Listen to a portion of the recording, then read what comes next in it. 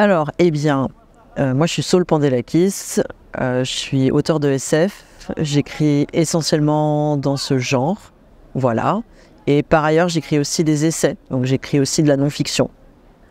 Alors, je suis toujours très embêtée par la question de la fonction des histoires, parce que il y a un côté un peu utilitariste. Enfin voilà, ça rejoint des questions sur l'art. Est-ce que finalement la fonction de l'art, s'il y en a une, c'est justement de ne pas avoir de fonction et de s'échapper de tous ces schémas utilitaristes et fonctionnalistes.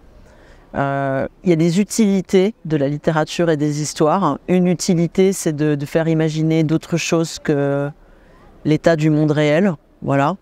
Par exemple, Margaret Thatcher a dit « il n'y a pas d'alternative ». Bon, voilà. S'il y a une utilité de la littérature, c'est de faire exister des alternatives. Et ben, j'ai plein de modèles. Moi, j'ai lu beaucoup de blanches états-uniennes.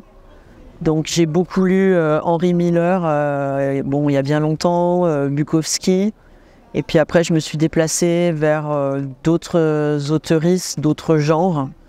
Très souvent, ça a été des rencontres avec certains livres très précis. Ça a pu être Tom McCarthy, ça a pu être Lydia Davis. Enfin, après, il y a plein de noms d'auteuristes. J'ai une mémoire catastrophique, donc à chaque fois, je vais avoir du mal à solliciter des noms comme ça immédiatement. L'interview va se finir, je vais penser à plein. Après, plus proche, voilà, je suis un peu intéressée par la SF, même si j'en lis pas beaucoup pour un auteur de SF. Beaucoup Octavia Butler, j'aime beaucoup Ursula Le Guin, j'aime beaucoup, je vais revenir en blanche, James Baldwin, enfin voilà, je pourrais en citer toute la journée. En tout cas, moi, ce qui m'intéresse, c'est quand même des gens qui travaillent le style, qui sont pas indifférents à la forme, et qui en même temps sont des raconteurs et raconteuses d'histoires, voilà. Et il y en a en France aussi, hein, c'est vrai que j'ai pas cité les amis, mais voilà, des gens qui sont à quelques pas là, à la MJC, Léo Henry, Katie Stewart, Sabrina Calvo, voilà. Il y a plein de gens francophones qui font des choses très très bien et qui m'inspirent beaucoup, qui font tout ce que je ne fais pas moi, voilà. Alors, réponse très bateau, en lisant, réponse encore plus bateau, en vivant, et en faisant les deux, en vivant et en lisant des livres. Souvent, quand je prends des livres dans ma bibliothèque, c'est pour ça que je les garde. Je revois les vies que j'ai eues au moment où j'ai lu les bouquins. Et à mon avis, c'est la meilleure formation. Et puis après, troisième réponse bateau, vraiment pour rester sur le thème, en écrivant, c'est-à-dire à partir du moment où je me suis autorisée à écrire, ce qui a mis beaucoup de temps à venir, parce que pendant beaucoup de temps, j'étais persuadée de ne pas avoir le droit d'écrire. Mais à partir du moment où je me suis donné cette permission, on commence par le début, voilà. Et j'ai l'impression, tout livre est d'une certaine manière un commentaire sur sa propre écriture. Je pense que s'il y a des gens qui me lisent, ils verront que je construis les histoires pas à pas. Et je fais aussi ça pour l'écriture d'essais ou de théories, ce qui est moins évident. Je commence par le début finalement, voilà. Et j'essaye moi-même de me dire, je sais pas où ça va, mais je découvre où ça va en écrivant. Et il y a beaucoup d'écrits sur l'écriture qui disent qu'on n'a pas le droit de faire ça, qu'il faut avoir un plan dès le début. Je ne suis pas convaincue par cette idée. Une bonne question. Les règles de la science-fiction. Alors, après il y a une définition du genre. La science-fiction, c'est un genre qui se définirait par des histoires qui prolifèrent à partir d'un argument qui serait celui d'un progrès technique ou scientifique quelconque. L'avantage quand on écrit aujourd'hui de la SF, c'est qu'il y a déjà plein de choses qui sont faites. Donc il y a déjà plein de tropes et d'histoires qui existent déjà. Et moi j'adore partir des histoires qui existent déjà. Surtout plus c'est bateau, plus c'est fait et refait, plus ça m'intéresse.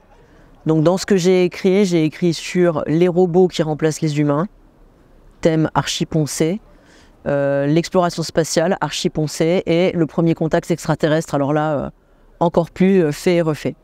Et ce qui m'intéresse, c'est comment, même à partir du archi classique, on arrive à créer des chemins de traverse ou des chemins alternatifs.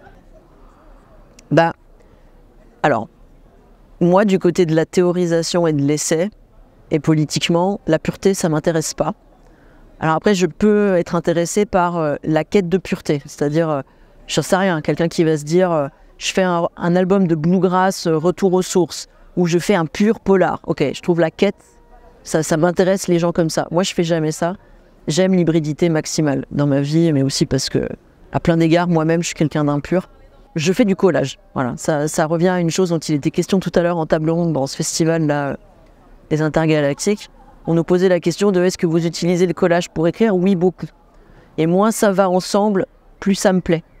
Et bon, après, c'est un héritage littéraire, voilà, que ce soit les surréalistes, on parlait aussi des situationnistes. Oui, voilà, plus on va mettre ensemble deux choses qui ne vont pas ensemble, bah, plus on a de chances de créer des choses inattendues. Ça me plaît beaucoup. Je pense que je fais ça aussi dans ma recherche. Voilà, j'ai tendance à coller des disciplines qui ne vont pas ensemble, à coller des sujets qui ne vont pas ensemble. Moins ça va ensemble, plus je me dis qu'il y a un truc à faire. Donc c'est clairement pas... voilà, c'est pas quelque chose où je me sens pas à la maison. Je pars du plus petit. Moi je suis chercheur en design, donc je pars de petites situations, de contextes. La méthodologie du projet en design, alors il n'y en a pas qu'une, mais une des méthodologies, c'est de faire du travail de terrain. Parfois, ce qu'on a pu appeler en sociologie ou en anthropologie de l'observation participante. En design, ça fait très longtemps que ça existe et c'est même le cœur de métier. C'est-à-dire on va voir comment les gens vivent et on en tire des conclusions ou on en tire des propositions. En écriture, c'est pareil. Quand moi, je me projette dans une histoire, je ne suis pas Dieu qui déplace des personnages, surtout pas, je trouve ça insupportable. Je suis avec les gens. Alors, je ne suis pas forcément mon personnage, mais je ne suis pas loin. Je suis à la table d'à côté. Je les regarde vivre. Et voilà, à mon avis, ça, c'est une bonne position à avoir. Et si j'ai une technique d'écriture, c'est celle-là. Voilà. Pas tant. Moi, j'écris long, j'écris très long, j'écris très généreux, enfin voilà, même trop. Selon avec qui je travaille sur l'écrit, il peut se passer des choses très différentes.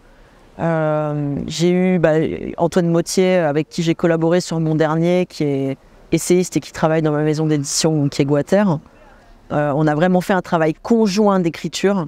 Et là, on a vraiment fait ce truc qui se passe beaucoup plus aux États-Unis. L'auteur, l'éditeur qui se chicotent la virgule et on s'est engueulé des heures durant sur le texte. Moi, quand je suis seule face à mon écriture, je trouve que j'édite pas beaucoup. Mais si ça se trouve, je le fais beaucoup en réalité. Il faudrait que je me filme en train de le faire. Je déplace beaucoup de choses, voilà. C'est plus de l'agencement et du montage. Après, je suis pas non plus une espèce d'artisan fou. Je vais pas chercher 1500 ans le bon mot. Au bout d'un moment, si le bon mot vient pas, je vire la phrase et je fabrique autrement, voilà. Alors, le conseil aux auteurs débutants, il y en a plein. Le premier conseil, c'est d'écrire, voilà, bon. Mais en même temps, il faut le redonner, ce conseil, parce que j'ai l'impression que la somme des conseils qui existent peut être plus paralysante qu'autre chose, par moment. Donc, juste écrire, et puis savoir qu'on n'est jamais mort d'écrire quelque chose d'affreux. Sinon, moi, je serais mort plusieurs fois. Je le dis beaucoup à mes étudiants en dessin, quoi. Si on était mort, si on pouvait mourir d'avoir fait un dessin moche, je ne serais pas là pour vous faire court. Donc, il faut aussi se tranquilliser sur la forme finale et la bonne forme. Et puis après, un autre conseil que je donne quand on me pose cette question, c'est d'oublier 2 minutes les formes existantes, donc les romans, même les poèmes, les genres consacrés. Vous ne savez pas ce que vous écrivez. Écrivez ce que vous avez à écrire. Il n'y a pas que les romans qui comptent. On peut écrire du jeu de rôle, on peut écrire du jeu vidéo, on peut écrire de la non-fiction bizarre qui va finir dans un fanzine. Enfin, si le but c'est d'écrire, il y a plein de formes possibles. Et il ne faut pas chercher à rentrer dans des cases dans lesquelles on n'est pas. Voilà, il y a des gens qui écrivent court, il y a des gens qui écrivent long. Il y a des gens qui sont capables de faire les deux, voilà. Écrivez ce que vous arrivez à écrire. Si c'est des aphorismes ou des haïkus, ma foi, c'est ça. Voilà. Alors, peut-être à tort, je ne suis pas inquiet. Moi, je ne suis pas technophile et je ne suis pas non plus anti-tech. J'essaye de tracer des chemins de traverse. Ça me vaut parfois des débats houleux, mais je ne suis pas contre, je ne suis pas pour. Je trouve ces débats assez stériles, voilà. On a pu entendre parler récemment du campisme sur des sujets politiques. Je trouve que au sujet de la technologie, on est aussi en train de faire du campisme, mais c'est avec des résultats assez désastreux. Personnellement, ça m'arrive de m'en servir, pas pour de l'idéation. Moi, je me sers beaucoup plus des intelligences artificielles qui font de l'image. Je suis au courant que ça pose plein de problèmes éthiques, économiques, politiques, voilà. On a besoin d'histoire, ça va nous déplacer, c'est certain. Mais voilà, ça va peut-être pas déplacer le cœur d'écriture, peut-être que ça va déplacer les situations dans lesquelles on lit. À mon avis, alors pareil, voilà, toujours compliqué de lire dans le mar de café. Mon sentiment, voilà, qui est très situé, qui est moi dans le présent, je trouve que en allant dans les festivals et autres, on sent qu'il y a une envie de retrouver le texte au présent. Et que peut-être en ce moment, il y a une envie de lecture collective, publique, plus peut-être que du livre, enfin du texte qui nous attend dans le livre. Donc, à voir. Et voilà, jusqu'à présent, une intelligence artificielle peut sortir un texte. Moi, je suis pas dingue de ce que je lis écrit par des intelligences artificielles. Je considère qu'on peut faire des choses avec, voilà. Mais la situation qui consiste à se mettre autour du feu ou dans une salle pour partager un texte avec de la musique, ça, jusqu'à preuve du contraire, c'est nous qui le faisons, voilà.